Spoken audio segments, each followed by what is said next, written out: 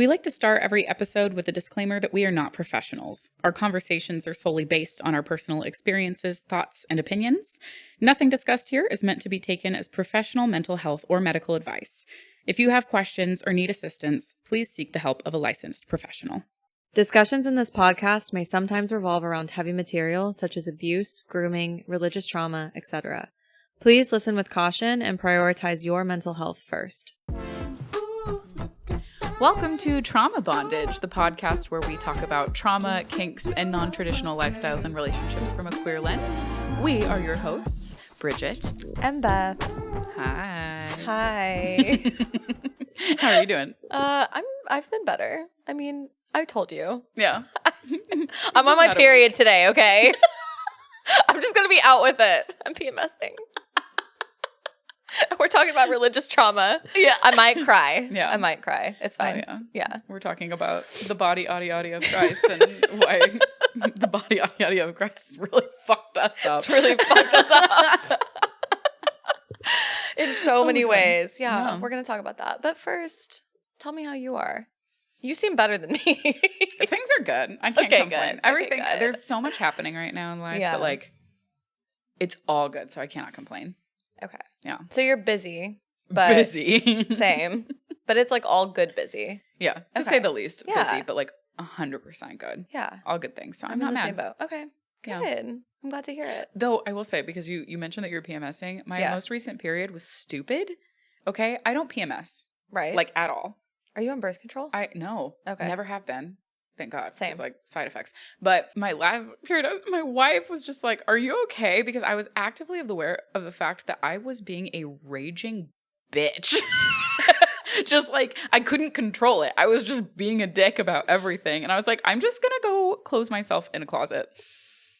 That's literally how I felt last night. Just leave me there for the next 7 days.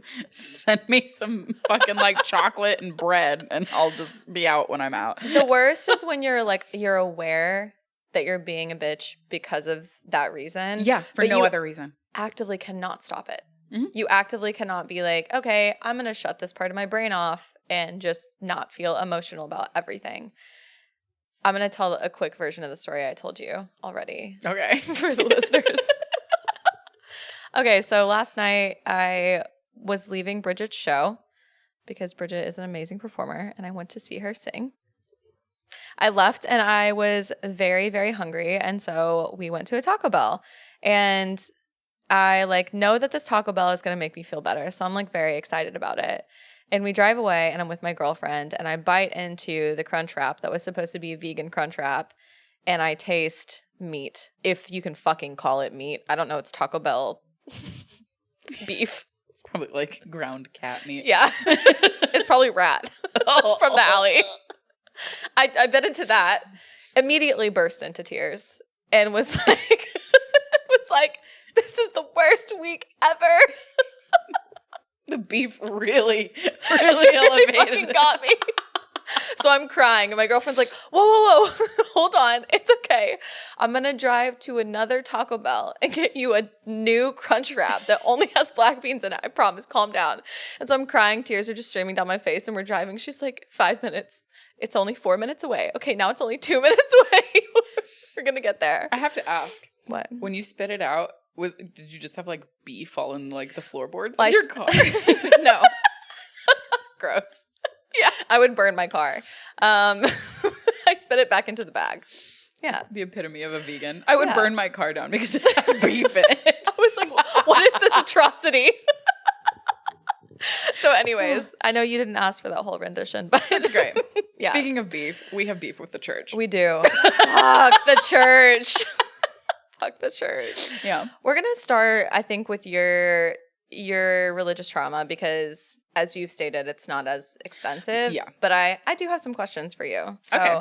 Tell me what your experience with religion has been. Mine is not as deep. I mean, I've talked about it in the past that I am or was raised Roman Catholic. Right. Catholic Church. My dad, not so much. He's not really a religious person. But mom, I think it was more so convenience when it came to manipulation as opposed to her actually being a person of faith. Right? Yeah. I don't think she actually has those beliefs. That's me speculating, of course. She was raised Catholic as well. So like she went to Catholic school, all of that stuff. So maybe there is some in there, but like it just never really came across that way growing up. So for me, it was like 10 commandments, Right. mostly the ones that pertain to like honoring your mother and father. And she didn't care about the father part. It was just the mother part. And going into like ownership, right? There's the whole honor your father and mother. You're supposed to submit to them, do what they say. Like her version of that was you have to do everything I say, Right. or you're a terrible child. And then I have the right, like I reserve the right to beat you into oblivion because that's what the Bible says I can do. So did she use the Bible to justify physical abuse too? Oh yeah. Okay. At least with me. I don't know about my sisters so much because we're all so far apart in age that we were all kind of raised as only kids for the most part. So like my oldest sister, by the time I was like old enough to really like be talking and stuff like that, was off at college or was living on her own. My middle sister, by the time I was 8 years old, was already at college and then like went straight to California. So it's one of those things where I think we all got a different version of it. And we all have different relationships when it comes to faith and belief. Okay. Just in general. Got it. So I am very much somebody like I have some spiritual beliefs, but I'm not like a one God, that's it kind of thing like person. Right. Even though I was raised with those beliefs, I had to do like a lot of undoing, especially from Catholicism, of like what that looks like, especially like the man and woman being gay and blah blah blah. But that was her justification of physical abuse, but also like ownership. So like I remember very distinctly I was probably middle school or high school, when we were having a conversation, and I don't know how we got to this topic, but she had told me that because she had birthed me, because she had given me life, that I belonged to her and that she owned me as a human being, which meant that she could tell me to do whatever the hell she wanted for the rest of my life. Oof. Not just as a child. Literally my whole life belonged to her because she was the one, and like in the eyes of God, that was okay. That's so interesting that you say that, because I feel like there really isn't anywhere in the Bible that actually says that. No. But a lot of religious people, like the way that they parent is that way.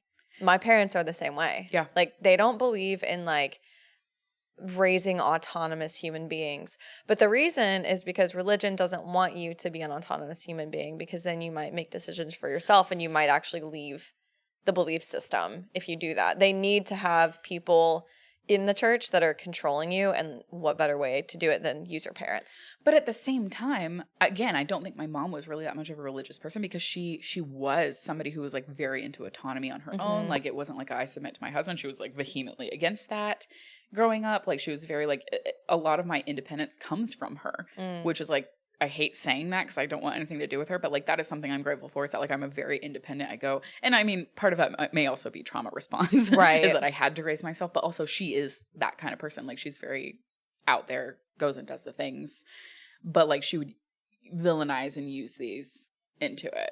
And then like from a spiritual perspective, she also, which is so contradictory, but she was super into psychics growing up. I don't know if you ever have gone to like, they're like called wellness expos, but they're psychic conventions. Okay. And I went to them all of the time growing up.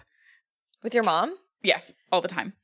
Interesting. All the time. So like we would get tarot readings, and we would it was a way for her to spend money, one, because you have to pay these psychics to talk to you. She had a psychic like on speed dial that she would talk to all the time, that would tell her things. But like we had some honestly, those experiences, like I do believe in the otherworldly and supernatural and stuff like that. There were some that were absolute garbage, like complete quacks that like are just like reading divination, stuff like that, and it's fine. But like there are some people that I think do have a connection with the other world, because they would tell me things that like I had never told anybody, but they knew based on like other spirits surrounding. So like I have that belief, but she was very into that. But like she would use those conversations and like what people would tell them about her children or like about me or something, and use it as like me going astray from her teachings, and like also make it part of the abuse and tactic. So it was a lot of like being put on a short leash with religion or spirituality as the scapegoat to Yeah. be okay, like to make it okay. So she used religion or spirituality as a means to control you, not necessarily out of like a sincerity of belief within herself. Yeah. Yeah. Yeah. And then as for like deep-seated religious trauma, like I still don't feel like I have a whole lot of it. It's one of those things where like I was raised this way, but like I never really had the belief system behind it, and like my dad wasn't really into it, so that was also helpful, I think, because I wasn't in this environment where it was just like Jesus all day every day. The body-ody-ody of Christ. The body-ody-ody of Christ, which sidebar, I'm sorry, the body-ody-ody of Christ is delicious. Those fucking wafers, like does anybody know where I can get them? Because I would just like to snack on them. Wait, what wafers? Oh. Fucking like little styrofoam The body-ody-ody of Christ. Literally. Yeah. Yeah. I forgot about those. You take them during communion. Yeah. Dude, I used to fucking go in the back and sneak those because I lived by the church. I used to sneak them out of the fridge and eat them. Snacks. Communion crackers. Delicious. They slay. Communion crackers Jesus, slay. your body slays. But okay, so communion, that reminds me, because growing up, you do communion, you do the little white dress thing. Weird as shit. We practice with grape juice, and I hate grape flavored things, just so you know. So we'd practice. And I grew up, surprisingly, in a family where like we had European ideals. So like I was allowed to have a glass of wine with dinner. Okay. Like, because they start that like at the age of 8 or something like that in overseas. So like you can just have wine. So had that. And then we got to communion, and I realized that it was no longer grape juice. We were actually getting the legit wine, the blood of Christ. And I don't know if you saw, not that long ago, there was a video of a little girl that like was chugging the wine that went viral. No. The communion wine. That was me when I was younger. There is like a video somewhere, my dad's going, "That's my girl," in the background, because my God. the priest is like literally trying to take the cup away from me at my first communion because I am going at it, because I was like, I fucking love wine. Like, let's go. So problematic. That's fucking hilarious. Yeah. The churches are like, we have to keep an eye on that child. They were like, we've identified a problem child. Just drunkenly sitting through communion the rest of the service.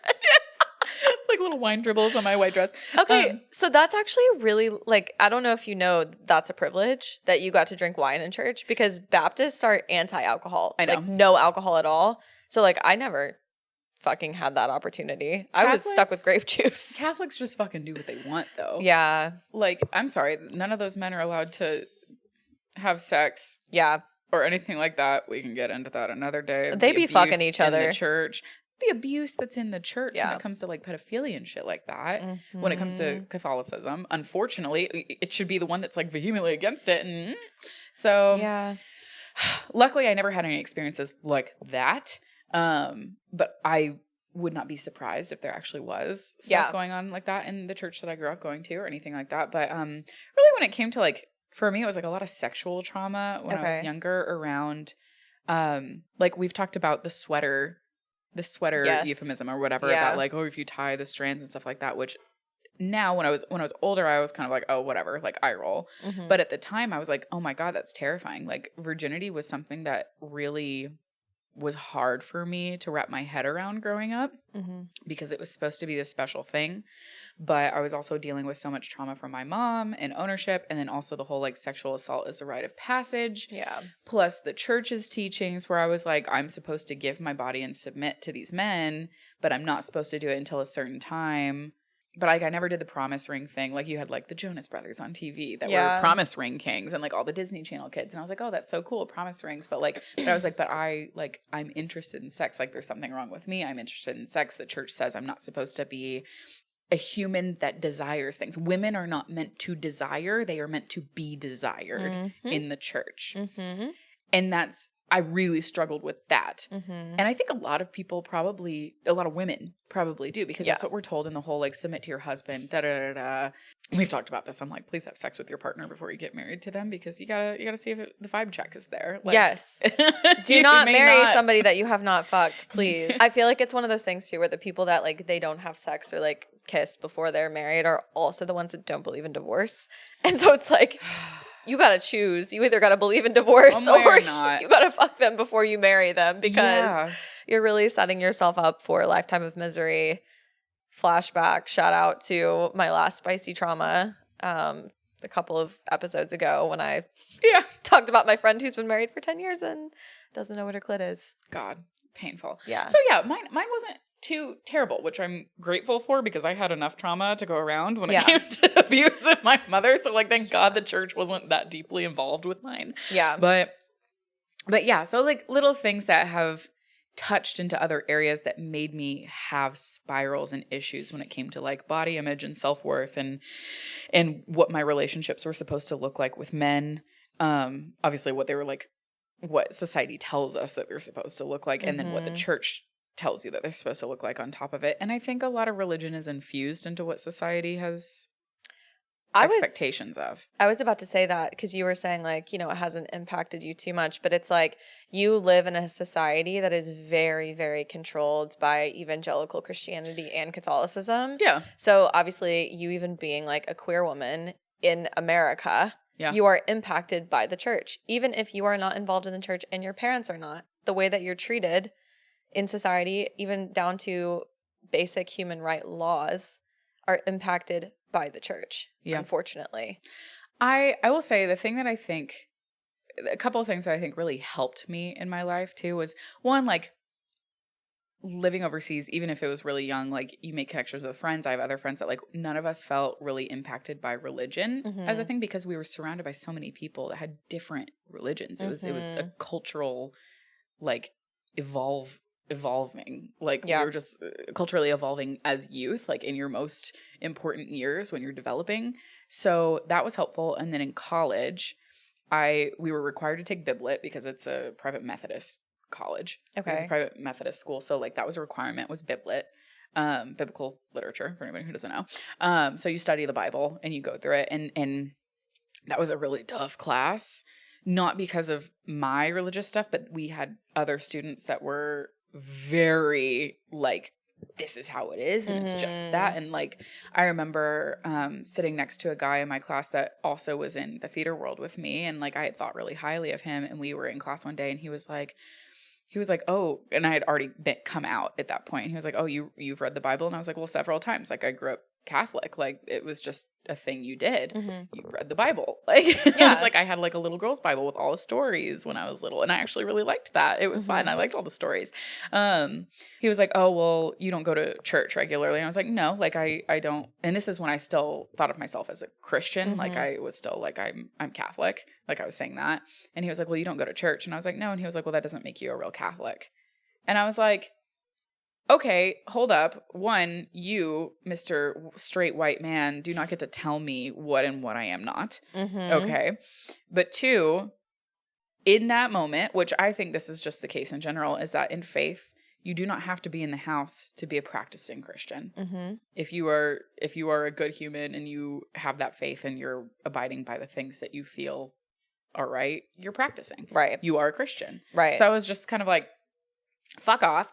But then, because of that experience in Biblit, it was another class that you could take called World Religions, and I opted to take it as like an elective, because I was like, you know what, like I was like, fuck Christianity at that point, because I was like, he's a douche. Like, I don't want to deal with people like that. And I was like, and it makes me think about, I was like, what about the other religions? Because you've got, when it comes to Christianity, this whole, you have to be a Christian and believe in one God and blah, blah, blah, blah, to be able to go to heaven. And all these people that are like, oh, like I'm doing the Lord's work by trying to bring people over. Not everybody believes in the same fucking thing that you do. That's the whole point of freedom. Yeah. Like, okay, freedom of religion. And so World Religions was like the coolest thing I could have taken, because I got to learn about everything. And people are always really surprised when I say that, like, I have a copy of every book.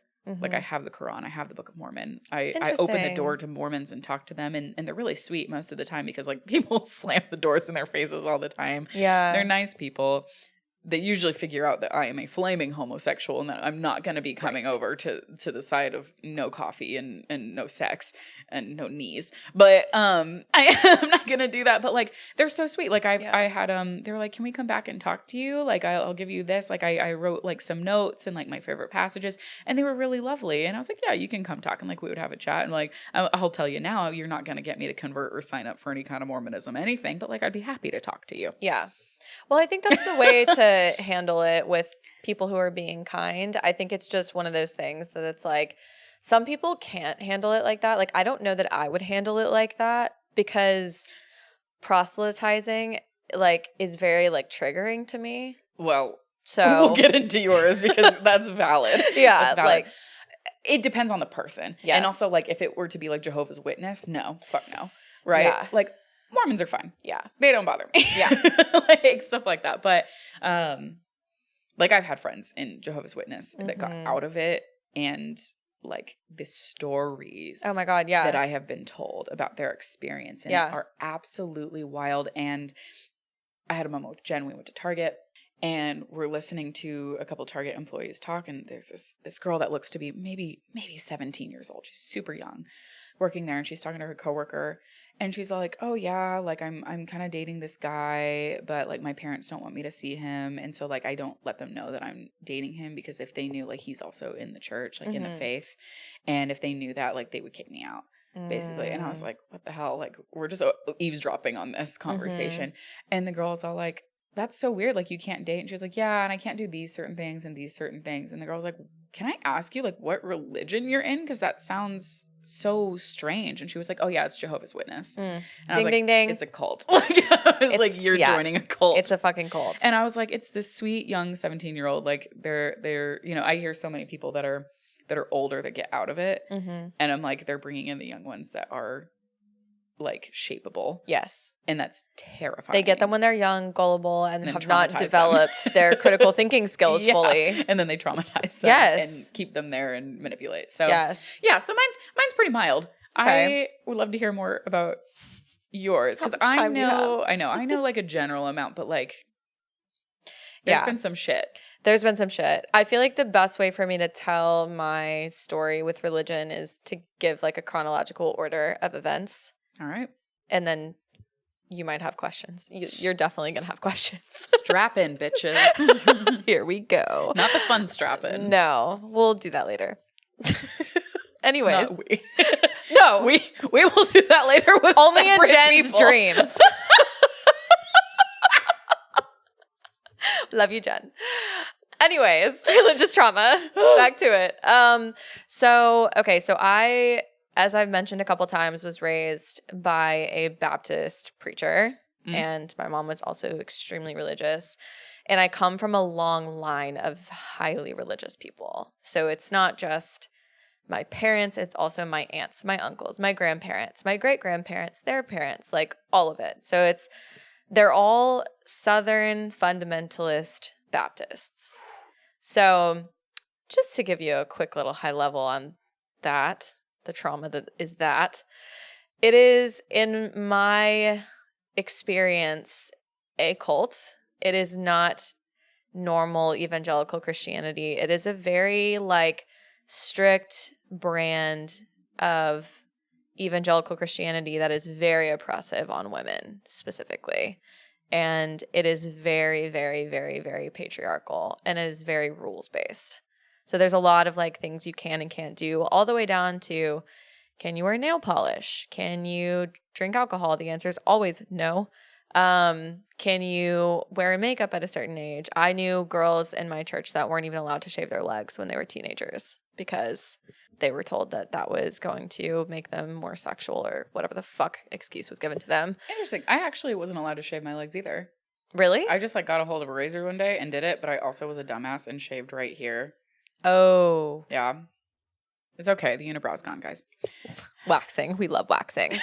But yeah, it was a lot of rules like that. So for example, for me growing up, a couple of ways in which those rules were implemented. I wasn't allowed to watch TV until I was 5. Didn't even have a TV in the house. And then when I was allowed to watch TV, it was an hour a day, and it was only ever religious movies. I wasn't allowed to listen to any kind of music that was not Christian music until I started going to a private Christian school and made friends, and then I listened to their music without my parents knowing. But I was 16 at that point. Interesting. I wonder if my mom had the same issue when it came to religion versus music, because like there were certain things that she considered like raucous, like bad, like devil, like Satan worshiping music, and it was like rock and roll. Yeah. But my dad like loved Led Zeppelin, so that made no sense to me. Yeah. Led Zeppelin was the devil himself. Yeah. I was not even allowed to listen to a lot of Christian rock or rap. Wow. because it was like too sexual, which is really funny because I have a really, really, really heavy auditory kink and like music turns me the fuck on. So I'm like, was it because I was deprived? Maybe. Do you want to know something embarrassing? What? Always. I went on a date with a boy once when I was younger, and he invited me to a Croc concert. And I was like, I don't know what it was texting. And I was like, I don't know what the fuck Croc is, but like, sure, let's go. Rolled up to a church. It was a Christian rock concert that I went on a date to. Not Croc.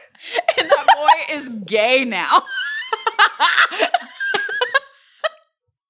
So, I've never religious heard it trauma. I've never heard it called Croc before. I'm dead. It was like sea rock, but like he put Croc. it all together. So Yeah. I was like, Croc. I was like shoes? Do they have bands now for Crocs? Listen, I'm just saying, if you were like an OG Christian kid, you know that Switchfoot went hard.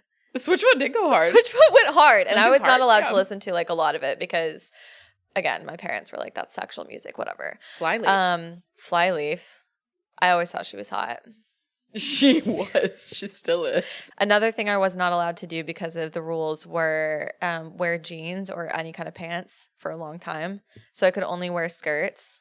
I remember telling my dad at like the age of 11 that I was going to stop being bad and trying to wear pants. And I was like fine with wearing skirts for the rest of my life. And he was like, God will be like proud of you for that. Do you think that the whole skirt thing within religion is just Creepy? like easy access for abuse?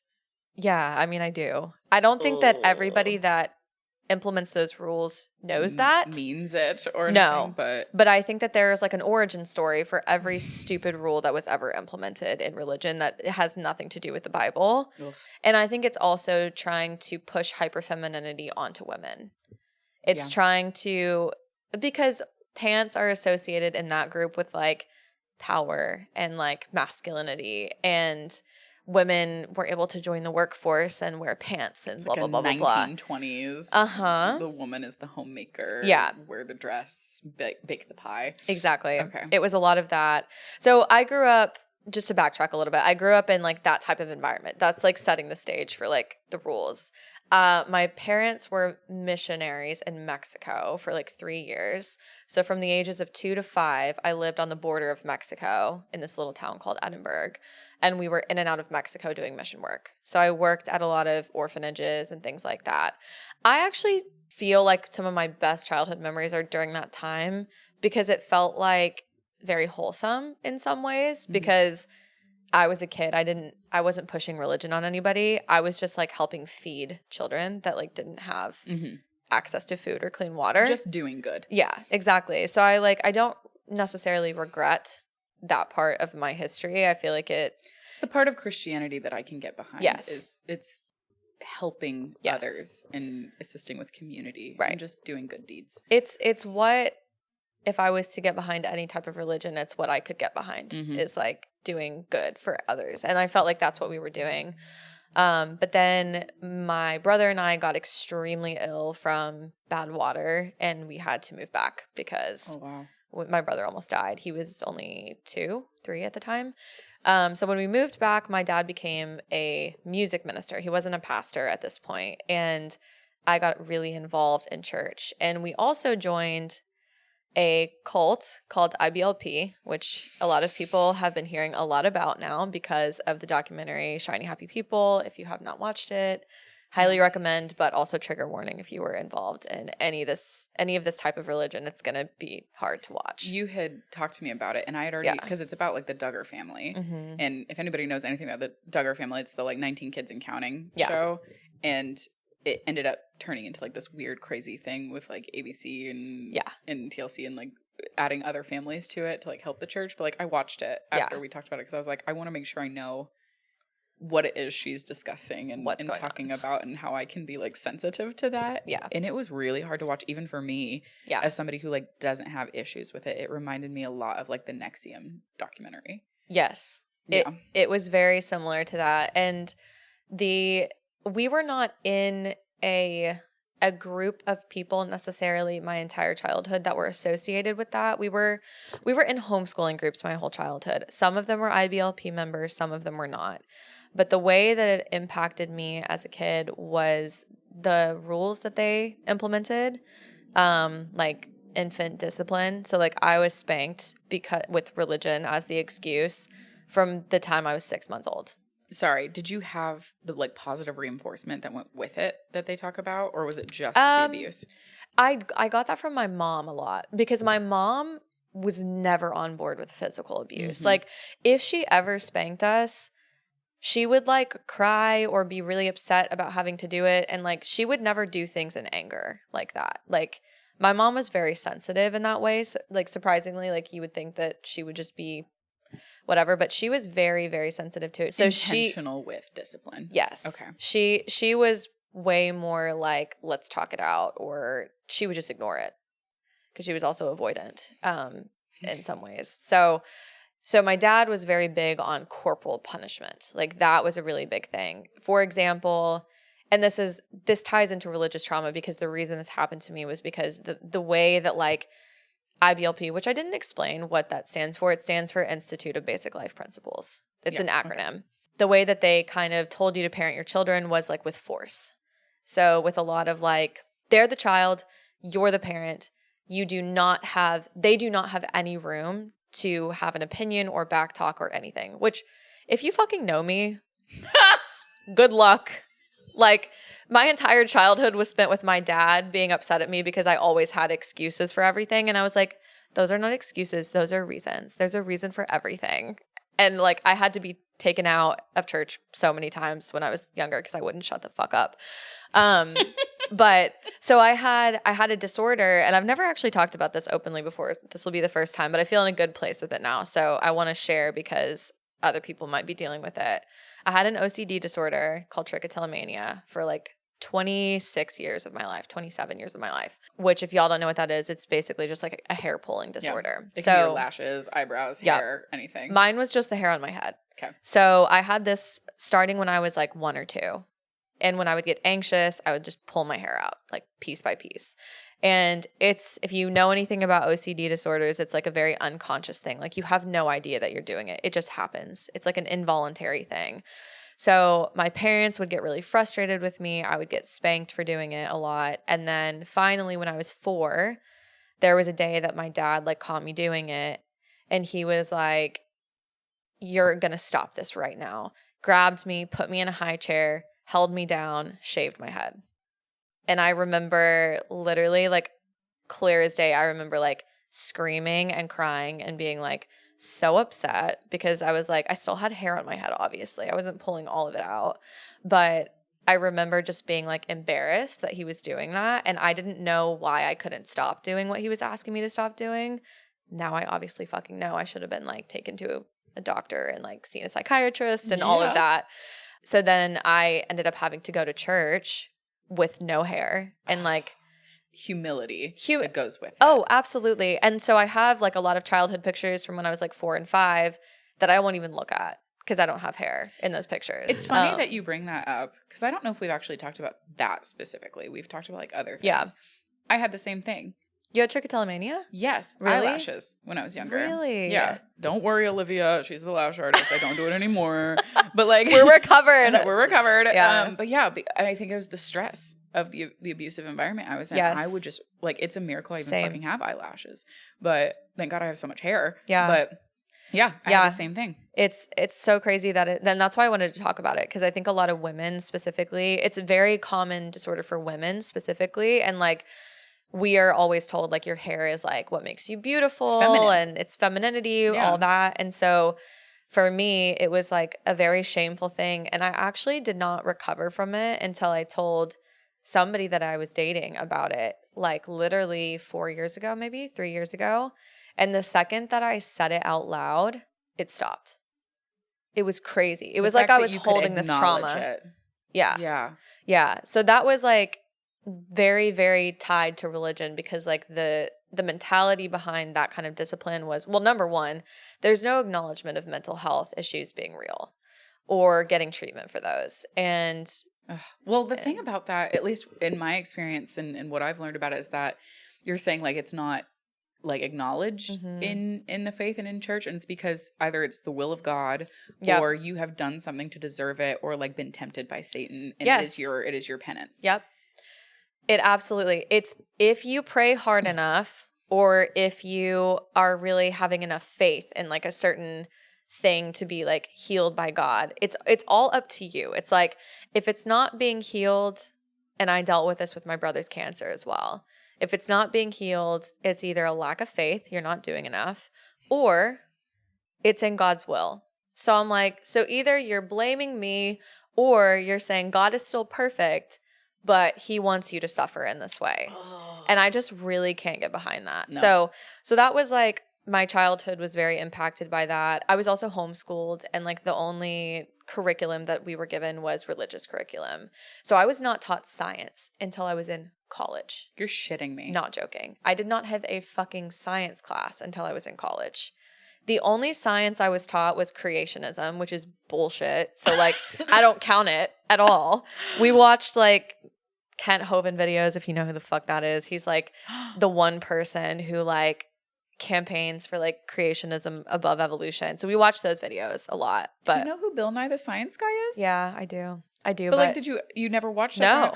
No. Oh my God, you missed out like on a whole staple of childhood. Yes. Did you ever, I'm assuming no, Magic School Bus, you probably never got to watch that show. No. The only like secular, as my parents would call it, TV show I could really watch, was like fucking JJ the Jet Plane, which like that like induces nightmares. Yeah. I did not like that show.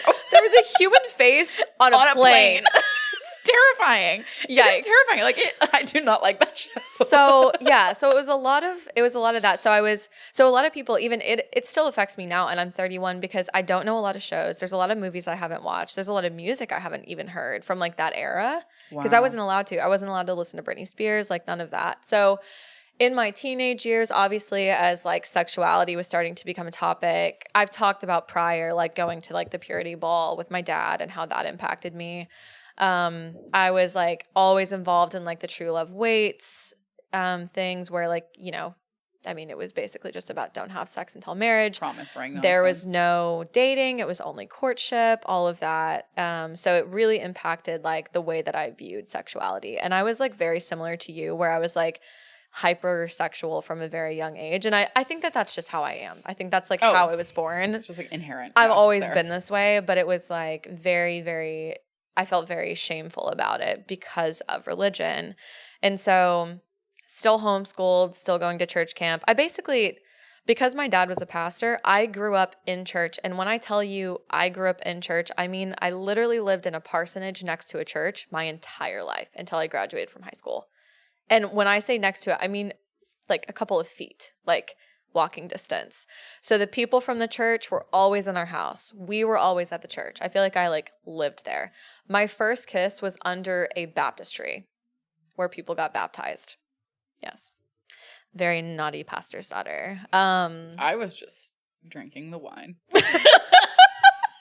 I was kissing boys under the baptistry. I was, okay. Oh, I did go to like church camp, because they had like one weekend where you went, I don't even remember what camp it was, but like they had like all of the ropes courses in the air, and you could go do stuff, and then they would have like Bible study. Yeah. And I would like nap during Bible study because I did not care. Yeah. And we'd have to have like talk to the priest, and the priest would talk to me. We'd all fall asleep because he was like this very old man that would just like drone on and on.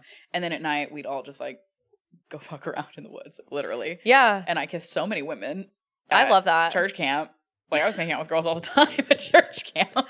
I wish I had had the balls to do that, because I wanted to. I remember one year at church camp, all of the girls were talking about these boys they had crushes on. And I remember a very distinct moment where I was like, what is wrong with me? Like, I don't feel anything that they're talking about. Yeah, to me, I'm like, oh, the church had positive experiences for me. Is that Jesus wanted me to have women, because like church camp allowed that, and corn dogs. Jesus provides me with food and pussy. Corn dogs. I love corn dogs. Like, yeah. So that was like my entire life and mindset was very based around religion. And like, I want to talk about hell for a little bit, because I think there are probably a lot of people that have religious trauma that a lot of their trauma comes from the concept of hell. Your original home? My place of origin? We're going back to from where whence I came. Started. Little demon. I love hell now, but back then it was used to terrify me. So I was told that if I did not pray this very specific prayer, the Christian, like, Baptist religion is like, there's a prayer that you have to pray. And when you pray it, you accept Jesus into your heart. And then no matter what happens after that, you go to heaven. But if you don't pray that prayer and you don't have enough faith, then you go to hell automatically, no matter how good of a person you are. So I heard this message from when I was very young. So every single Sunday, when they did like the altar call, which is when they ask people to pray the prayer, I would pray it because I was like, how do I know that the last time I prayed it worked? And like, if I die, I'm probably going to go to hell. And I never felt any different after I prayed it. So I was like, I'm doing something wrong. So I would literally spend nights as a child crying in bed because I was terrified that I was going to go to hell because I didn't pray the prayer the right way. And I had nightmares about it. And to top that off, when I was a teenager, we went to these things called hell houses. I don't know if you've ever heard of this before. Tell me what it is. Maybe I just don't know the name of it. What it is instead of celebrating Halloween, No. Sorry. She's already out. Shan't.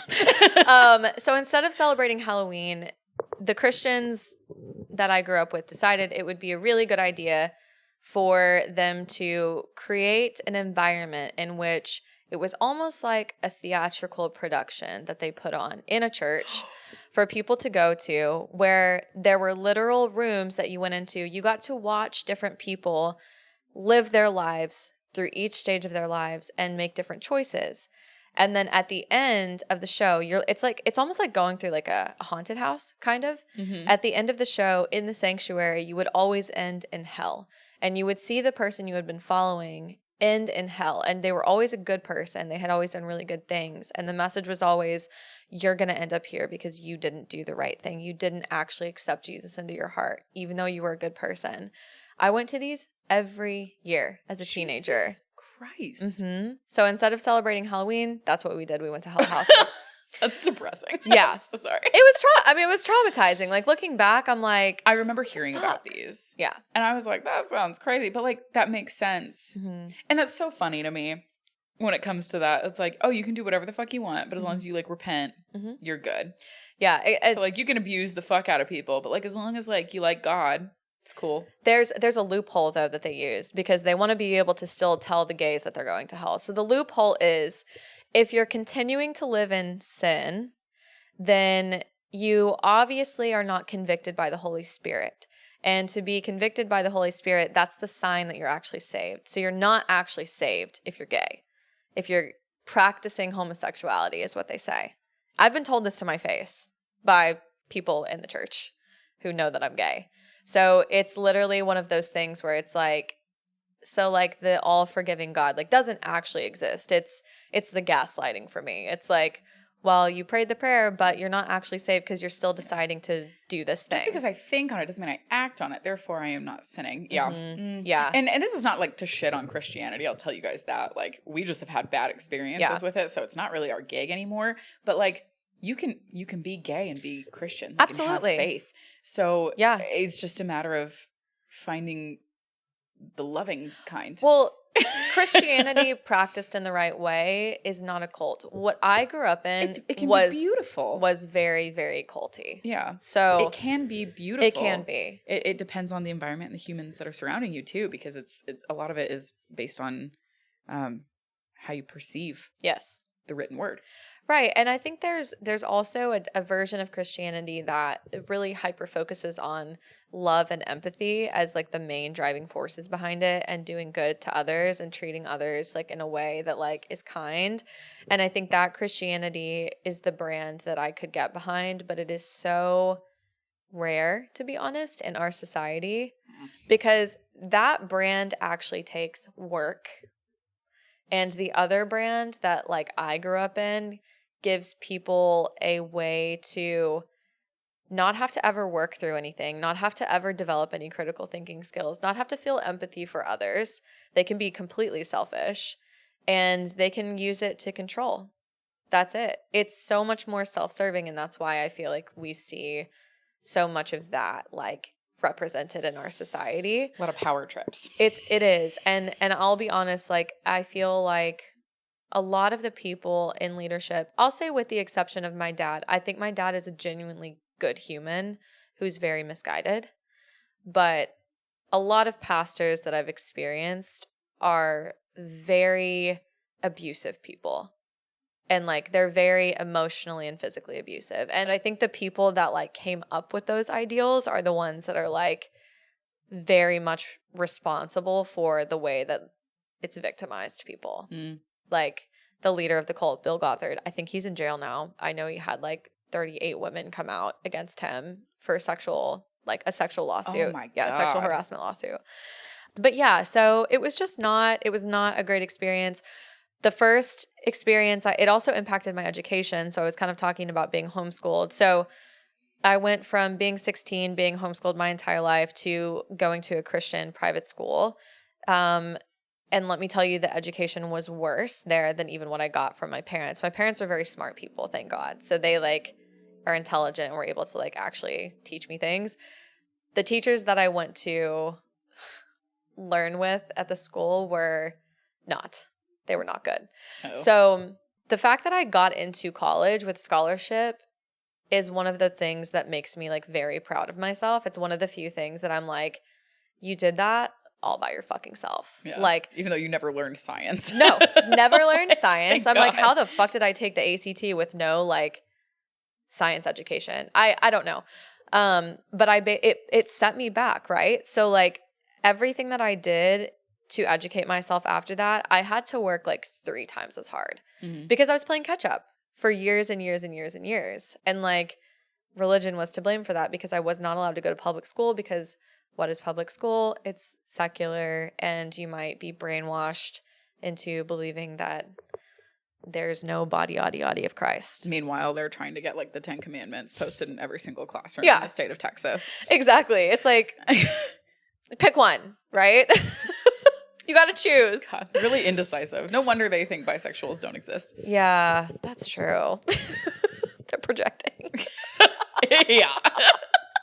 To say the least. So that's kind of like high level. And then I was pretty repressed and religious until I was like 24. And then when I came out, that helped me go through what is very commonly known in like the ex-religious community as deconstruction. I don't know if you've heard this term. Yes.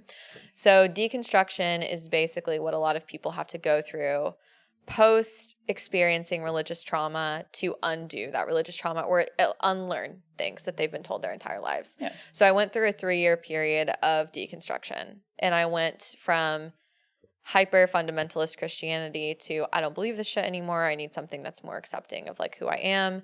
So I went into more of like a phase where I felt like I identified with like very open Christianity, and now I'm completely agnostic. Yeah. That's kind of where my journey has taken me. I don't believe in really anything. Did you go through a period of like trying to find churches that were affirming for you? I Because there's did. some really great ones. Yes, there are some in Dallas actually. Yeah, and yeah.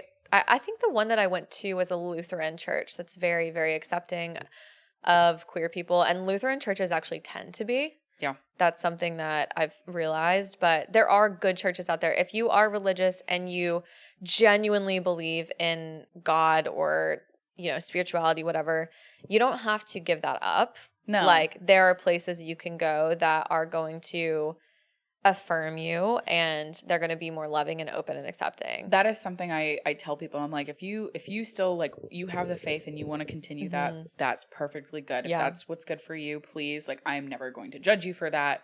Yeah. It's not for me. If it's for you, cool. Yeah.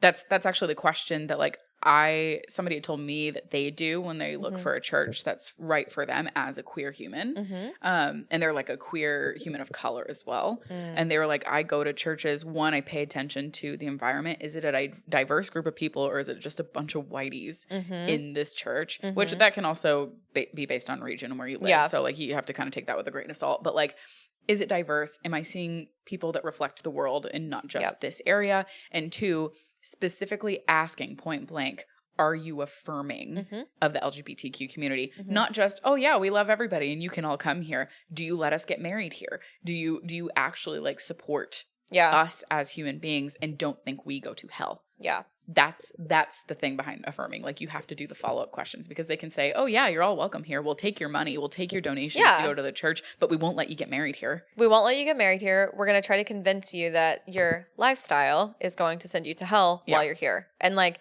that is the kind of stuff that is extremely dangerous. I mean, that is why a lot of people who are queer feel like they cannot also be Christians, because the trauma, or a lot of Christians who stay closeted. I mean, they stay in marriages for years and years and years. I know some of them in my family who are in marriages that are not for them because they're fucking gay. Yeah. But also they don't believe in divorce. They don't believe in divorce. No. So it was a lot of that. And the cult that I was in was separate from the church that I attended regularly, because we attended like probably, God, maybe like 10 different churches growing up. Like we moved around like every 2 years. Yeah. But the experience that I had in the cult was very much like traumatic, in the sense of, when I think about it, I remember feeling like suffocated, because they would send us to these like week-long camps and the place that I went for IBLP, they called it the Institute, first of all. I'm like, oh my God, fucking red flag. It's called the Institute? So yeah, we would go to the Institute once a year, and we would stay there for a week. And the entire time was just like an indoctrination session. And we had to learn like these songs and these plays and all of this stuff. And we had to work also. And they were very, very, very strict on dress code. So like, women were shamed all the time for what they were wearing. Mm-hmm. You were told your hair had to be a certain way, whatever. So when I think about that, I just remember being like, feeling like crawling out of my skin. My parents tried to get me to go to a college that was run by the same people. Oh. And I toured it. I toured it, and I immediately, the second they told me that there was a curfew, number one, 9 p.m., and women had to wear pantyhose all the time, I looked at both of my parents and I said, fuck no. Good for you. I was like, no, I'm not going here. I said, it's crazy to me that they think that they should still be able to put a curfew on adults. Like, can you imagine? Doesn't Baylor have like something in their guidelines that you have to sign that like say you won't like be involved in like sexual or even like homosexual activity while you're there? I think so. There's like, and that's clauses. Why soaking is like a huge thing. Yeah.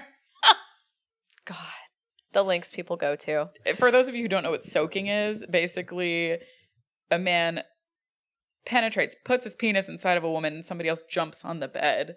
But like, they're not actually doing the action, therefore they are not doing the sinning. It's kind of like how anal doesn't count as sex. So like, a lot of people who like want to maintain their virginity before becoming married, they do anal the entire time, and I'm like, oh baby, that does not count. You're fucking. Yeah. Like, that's sex. That's sex. Just because it's not the baby making hole, doesn't mean it's not sex. So that's another thing, was like, there was a complete lack of sex education as well because of religion. So like, surprise. I mean, we've talked about this a little bit, but like, I didn't know fucking anything. I mean, you're in Oklahoma and Texas. You were fucked either way. Yeah, exactly. I was absolutely. I remember I had a book when I was 11 that I picked up from a garage sale. I found so many great books at garage sales. Let me just be real. Flashback to my stealing erotica books at garage sales. I had a book when I was 11 that was like literally just going through like female puberty and like what that looks like. And because I was interested in like knowing what was going to happen to my body. I was like, I know I'm about to have my period. Like, I don't know anything, blah, blah, blah. My mom found this book in my room, and I got in huge trouble for having it. Like, huge trouble. And I bring these examples up because like, these are all coming from a place of religion putting shame around female bodies. Like, it's like shame. Like, the whole not being able to desire, you have to be desired, but also like you can't show it, because if you are desired, you're doing the thing wrong. Yes, it's not anybody else. Exactly. It's so one of the teachings that you probably saw this in the documentary too was women, what they wear, they're responsible for the way men perceive them. So if a man has a wandering eye, it is because you were doing something. You've enticed them. You have a winking eye. That's what they called it. Yeah. The woman with the winking eye. You've enticed them into doing something. And it's really fucking convenient that was the curriculum that was being taught by a cult run by somebody who was a sexual predator who was abusing women that worked for him. And how convenient that he could just make them feel like it was their fault the entire time. Talk about severe abuse and manipulation. Yeah, exactly. God. So this cult that I was in also, I don't know if you saw this, there was a militia arm of this. So Yes. It was like very brief that they went over it, but I saw that and I Yep. was like, what in the So- ever-loving hell yeah. is this? This is like dictatorship on a whole other level. Have you seen The Handmaid's Tale? Of course I have. It scares the shit out of me. They were literally trying to set something up like that. So they had a government Gilead. arm. They had an arm that was full of new recruits they were meant to groom them into politicians, which they have. Some of them are in politics right now. Mm-hmm. And then there was a militia arm. So there was a military. My great uncle was the head of the militia in Texas. Holy shit. And he's a fucking demon, not in a good way. Not in a good way. Yeah. He has done some things that are like reprehensible to the nth degree, like abusing his own child and things like that. Oh my God. He was excommunicated from the family finally because he stole money. That's what it took? That's what it took. Yeah. But anyways, he was the head of the militia in Texas. So I was not only involved in this cult, but my entire family, my aunts, uncles, everybody, they were involved. My grandparents, some of them still don't admit that it was a cult, even post-documentary, post the leader being taken down, all of that. So this is something I wanted to talk about too, just like family relationships after people come out of religion and some people stay in. Yeah. It can be extremely difficult to maintain dynamics with people when you see what's happening so clearly and they are still in it and they still hold these very, very harmful beliefs. Yeah.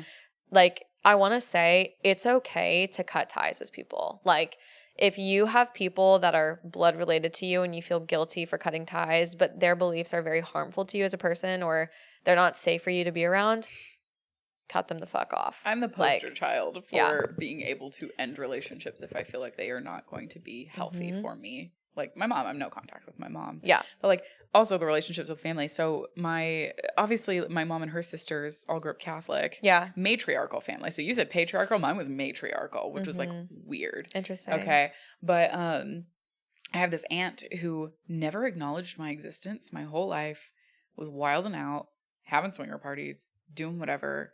Was kind of like they would have weird friends that were like icky with like kids and stuff like that. I don't think they did anything, but like it was just kind of an icky situation. And then she like found God and became this really deep like evangelical individual.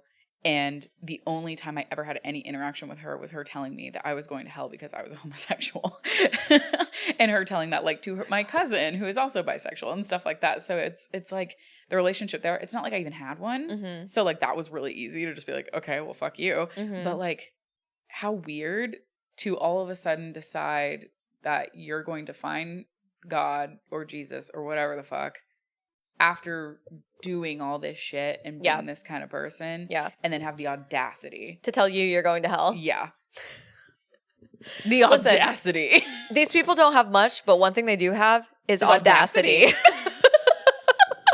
The fucking audacity. A hell of a lot of it. So yeah, to wrap it up there, I mean, that's pretty much my like very high level story in a nutshell. There's a lot of other stuff, obviously, because it's a whole 26 years of being in it, basically. But that's high level, kind of like what the experience was like. And not to mention, I have 7 siblings, so they all experienced like very similar treatment.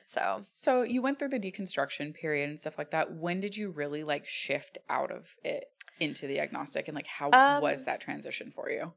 Probably like 2 or 3 years ago. I remember a moment. Yes.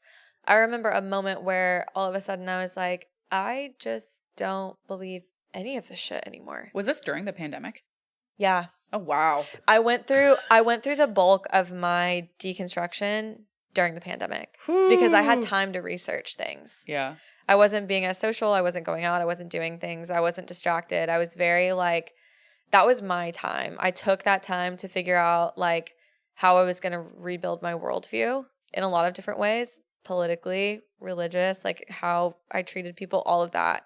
I did a lot during those like 2 years, and that was when I really like came out of it completely believing in it's not that I don't believe in a higher power, but I believe more of like I believe in energy, and I believe in like everybody being a part of the same energy, and like nobody ever like actually ceases to exist. I believe in like a version of kind of like reincarnation, but like because of energy. I have very similar belief system as you do. I think it's called like pantheism or something like that. Maybe so. It's like energy and the universe and connectivity and making choices. I believe in that. Yeah. I do. And that is a belief system that I came to all on my own with no guidance, like influence or anything like that.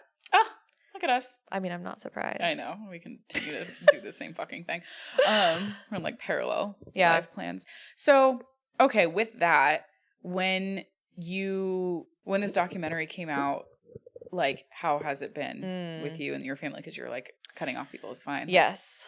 So without saying too much, I'll say that the documentary blew a fucking lid off of Pandora's box in my family, and it unearthed some very deep, deep, deep, dark secrets that were being held for decades. Mm-hmm. And in light of that, there have been a lot of shifts in relationships in my immediate family in a good way, because those relationships needed to end, I think. And there are people that are choosing to stay in the religion, and there are people that are choosing to disconnect from those people because they're staying in it. Okay. And because of the abuse that has been uncovered that was hidden by the religion. Wow. So it's been like a very, very insane like last couple of months, honestly, with like all of this. It's weird because when I saw the documentary, I felt like I had blacked everything out, and then all of a sudden I remembered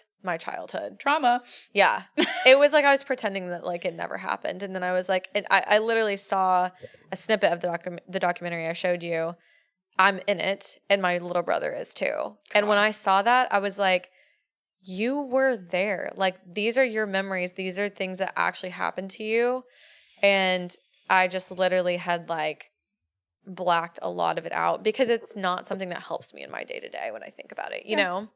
And I feel like I'm like very, very past those things too. Sometimes you just figure out how to cope and you move forward. Yeah, exactly. Well, I'm glad you're out of it. Yeah. I'm glad you're okay. Me too. Like, sound mind, emotionally regulated for the most part. Oh, for sure. I mean, listen, I think that the benefit for me has been, number one, I like have a very, very strong belief system now that I feel very confident in because I created it for myself.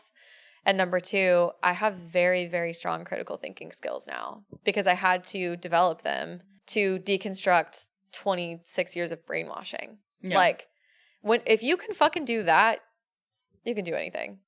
So I kind of like think about it in a positive way now. I'm like, I don't regret that it happened to me because I wouldn't be the person that I am now if it didn't. So I'm cool with it. Good. It's all good. Well, with that, should we lighten it up and go to spicy trauma? Yeah, I actually have a church-themed spicy trauma. Oh my God. Well, okay, that's great. That's great. I love today. That. So, spicy trauma, at the end of every single episode, we want you to share your spicy trauma with us. Yes. DM us, send it to us. We will talk about it anonymously, of course, so that, you know, we won't humiliate you. But, yeah, we want to talk about it, so. Do you want me to go first? Do you want to go first? Yes, I will go first. So mine is something that was told to me by a friend. Okay.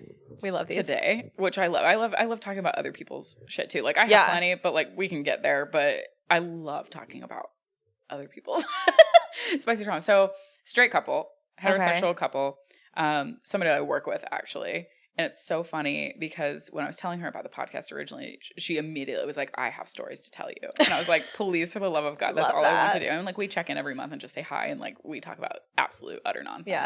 Yeah. And she was like, yeah. She was like, I'll be honest, like it's really fun that you're doing this podcast because my husband and I are kind of into like trying things out and experimentalism and a little bit of kinky and da-da-da-da. And she was like, we have a remote control vibrator.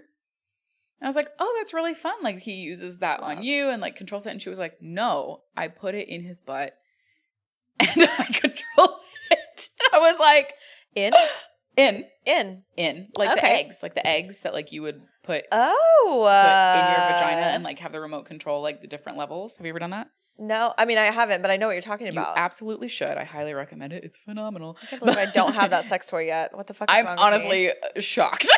Same. I am absolutely shocked. What the fuck because am I they have doing? Bluetooth ones. Like there's some that have like remotes that are connected, but they have Bluetooth ones where you can like fuck around on your phone. So you can be like walking around in a store and they can be fucking with Done. you. Like you absolutely have to get one. Done. I am utterly shocked you do not have one yet.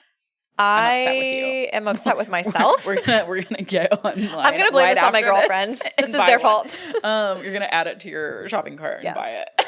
But yeah, so she was like, I put it in his butt and do that, and she was like, there was this one time where like he got so worn out that he fell asleep with it still in, and she was like, we don't have a Bluetooth one, we have like a remote one, and their cat got up on the bed and started playing with the tassel with the remote that was like still connected in his butthole because he's asleep with it still in there. And the cat turned it on and he like jumped 3 feet into the air and like was like, "Wah!"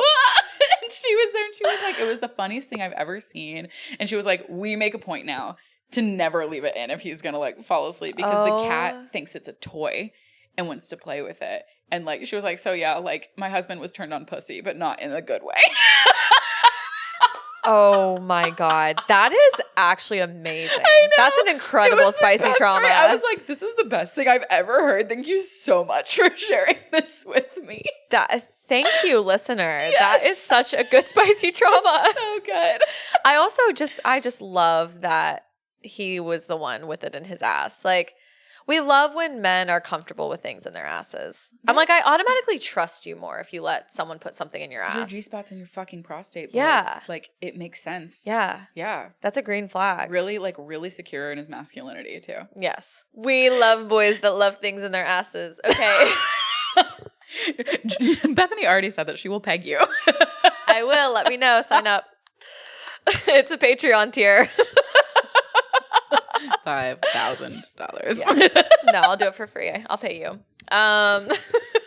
Okay, give me yours. Okay, mine, like I said, is church related. So we're gonna flash back to when I was like a really like horny 16-year-old that like didn't know what to do with all their sexuality. Sounds familiar. I was living in the parsonage, which is what they call the pastor's house when it's right next to the church. Okay. So I was living with my parents. Obviously, I'm 16. I have a room by myself, and it has a window that's like on the side of the room looking out into like the alleyway between the house and the church. There's only like a couple feet between, right? So my brother has this group of friends. There are like 3 or 4 of them. And I didn't like any of them, but I loved fucking with them. Like, I loved flirting with them, like doing whatever. I just loved like doing things to get a reaction out of them and then like watching it happen. I would do that with my next door neighbor. I get you. Yeah. So I would do that. So this is like in the Razor flip phone era. I text all of them one night because we all had like a little bit of like banter, like back and forth going on, like kind of like sexual tension that I created, didn't feel, but they felt it. I texted all of them one night when I'm 16 and I'm like, come outside and stand by my window. And so you have like a horde of teenager horny boys outside of your window. Yes. Oh my God. There were 4 of them. And it's just you praying. I'm on my knees, but I'm praying. I was actually standing by the window in lingerie that I stole from my mom's drawer. Queen. And I took my little like my iPod thing and I like hooked it up to a Bluetooth speaker and I played music and they stood out there and I was like, don't say anything. Don't be loud. Don't do anything. But you can do whatever you want. Like, if you want to like jack off, you can. Oh my God, you had a circle jerk outside of your window. I literally did a strip tease for them. I don't know why. I guess I was just bored. I think I was just bored. Yeah, no shit. And these like 4 guys like jack off outside my window, and then they're like, "Will you do this?" And I was like, "No, like you don't make the rules. Like this is my thing."